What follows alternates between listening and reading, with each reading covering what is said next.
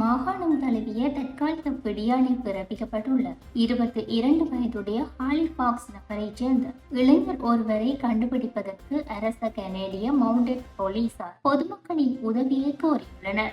Damian Alexander James brown என்ற நபர் சில குற்றச்சாட்டுகளுக்காக தேடப்பட்டு வருகின்றார். மிரட்டல் விடுத்தல், பிணை உத்தரவை மீறுதல். அதிகாரிகளின் விளக்கத்தின்படி பிரவுன் 5 அடி 8 அங்குல உயரமும் சுமார் 100 பவுண்ட் எடையும் கொண்டவர்.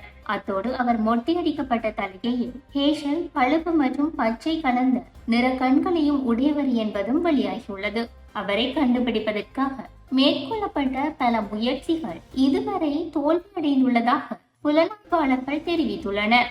பிரவுன் இடம் குறித்து ஏதேனும் தகவல்கள் தெரிந்தவர்கள் 90 24 90 50 20 என்ற எண்ணில் RCMP பிரிவையோ தங்களின் உள்ளூர் காவல்துறையையோ அல்லது 1-800-222 TIPS 8477 என்ற எண்ணூடாக கிரைம் ஸ்டாப்பர்ஸ் அமைப்பையோ தொடர்பு கொண்டு அனாமதேயமாக விவரங்களை வழங்குமாறு பொதுமக்களுக்கு எச்சரிக்கை விடுக்கப்பட்டுள்ளது.